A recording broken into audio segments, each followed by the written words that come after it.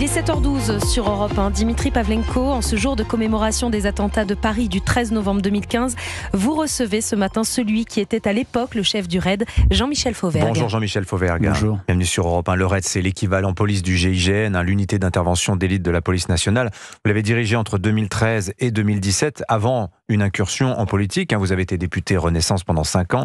Vous avez tourné cette page depuis et vous publiez un livre de souvenirs et de réflexions aussi sur notre sécurité intérieure. Son titre, Ni capitulation, ni résignation. On va en parler. Le 13 novembre 2015, Jean-Michel Fauvergue, vos équipes d'assaut sont au Bataclan. Quel souvenir vous gardez-vous de ce funeste vendredi soir? Vous étiez où exactement? Moi, j'étais sur l'équipe. J'étais pas dans la toute première équipe, puisque c'est mon adjoint que j'avais envoyé avec une équipe très réduite, qui était une équipe sur roue, qui est allée le plus rapidement possible. Et moi, je suis arrivé avec les renforts assez rapidement, la première colonne d'assaut.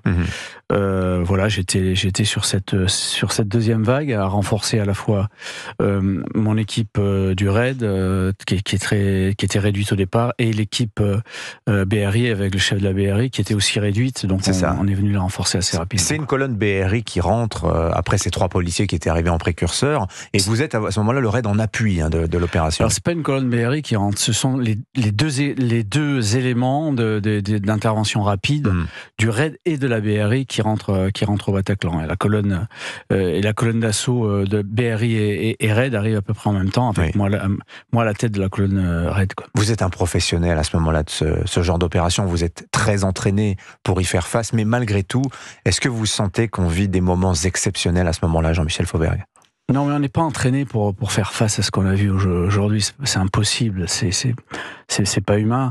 Même vous, les hommes du RAID, vous vous dites que... Mais oui, parce que on a un très gros professionnalisme sur des prises d'otages des forcenés et des terroristes, mais personne n'est formé à voir un massacre généralisé, à marcher dans le sang, à entendre les gémissements de plein de blessés. Oui. Et donc, vous l'avez senti chez vos hommes ce soir-là?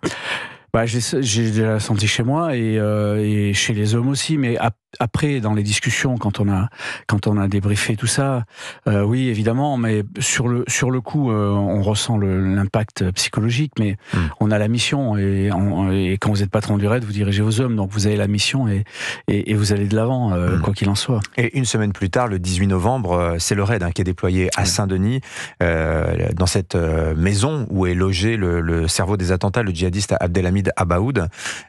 Ça commence pas très bien, cette intervention du 18 novembre. On s'en souvient, ça dure très longtemps. Qu'est-ce qui se passe exactement, Jean-Michel Fauvergue? Il se passe que l'idée, c'était... D'abord, il faut savoir que c'est les mêmes qui retournent, donc les mêmes qui ont vu le spectacle, l'horreur du Bataclan, avec leur chef, moi-même. On retourne sur des gens sur des terroristes qui sont armés de gilets explosifs. Et ça, les gilets explosifs, c'est quelque chose de nouveau en France. Oui. C'est particulièrement mortel. Ce sont des bombes humaines. Donc, on y retourne donc quelques jours après. Il faut voir dans quel état d'esprit on était. Le but, c'était de faire exploser la porte et d'aller très rapidement interpeller les individus, ce qui était très très risqué d'une manière générale, parce qu'ils pouvaient faire sauter leur explosif et mettre la moitié de la colonne au tapis. Mais ça s'est pas passé comme ça, parce qu'un des explosifs n'a pas explosé, donc n'a pas joué son rôle. Vous échouez à ouvrir la porte d'entrée, en fait. Tout à fait. Et donc l'effet de surprise est complètement gâché. Donc l'effet gâché, déjà qu'il était assez léger, donc l'effet est gâché. Et donc on se reconditionne, on se remet en position et je ordonne de pratiquer des tirs de barrage, parce que je ne veux pas que les terroristes qui sont revêtus de ces gilets explosifs puissent se caler contre la paroi, parce que c'était pas un mur porteur, c'était une paroi qui protégeait rien du tout, et me fasse exploser la moitié ou la totalité de la colonne qui n'avait pas de recul derrière. Est-ce que vous dites avec le recul aujourd'hui, Jean-Michel Fauvergue, qu'en 2015, nous avons été à la hauteur de la menace terroriste qui était plus qu'une menace, qui a frappé la France extrêmement durement, comme jamais avant? En 2015, nous avons eu le courage, policiers, gendarmes, l'armée qui qui tapaient au levant, nous avons eu le courage, effectivement, de s'opposer à ça. Ensuite, les choses ont évolué en termes de renseignement, en termes de législation, en termes de collaboration, de coopération. On est aujourd'hui, opérationnellement en tout cas, mieux équipé pour faire face à cette menace-là. Oui. Par contre, là où on n'est pas du tout, on n'a pas du tout tiré les leçons de ça, c'est sur le terreau du terrorisme, ce qui se passe avant, ce qui va conduire à ces actes de terrorisme, Oui. sur cette radicalité politique, cet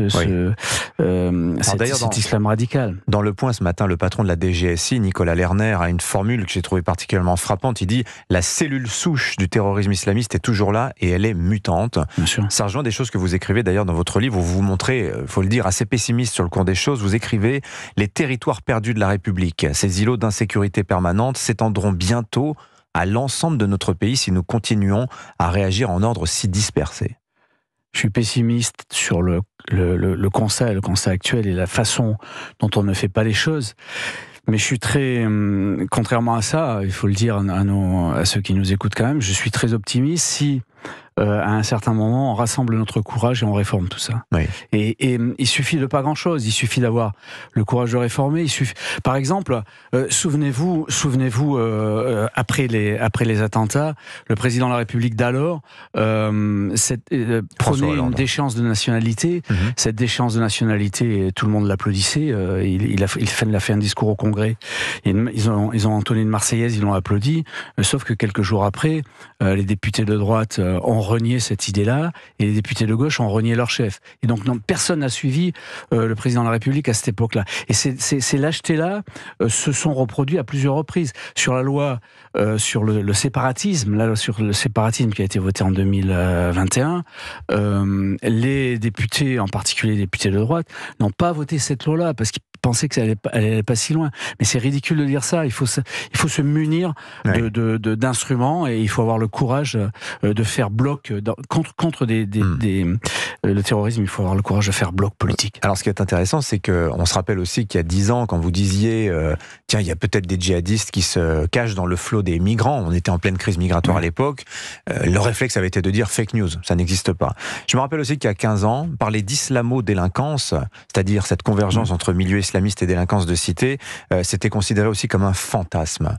Qu'est-ce que vous en dites, vous, aujourd'hui, quand on voit l'importance prise auprès des Français par le narcoterrorisme, le narcotrafic, pardon. Est-ce que vous voyez des ponts se créer entre ce terrorisme djihadiste, ces projets d'attaque contre la France, et le narcotrafic? Entre terrorisme et narco, il y a sans doute des passerelles sur la fourniture d'armement, sur des fonds.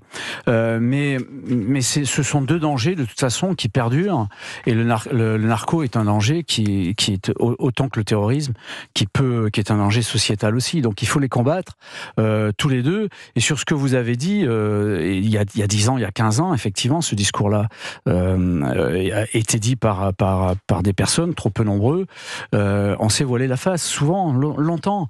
Mais pendant des décennies et des décennies. C'est pour ça qu'aujourd'hui, c'est ce que je mets dans mon livre, ni capitulation, ni résignation. Il faut oser le courage et dire stop à ça et réagir. Et on a les moyens de réagir, bien évidemment qu'on les a. Mais par contre, ça fera mal.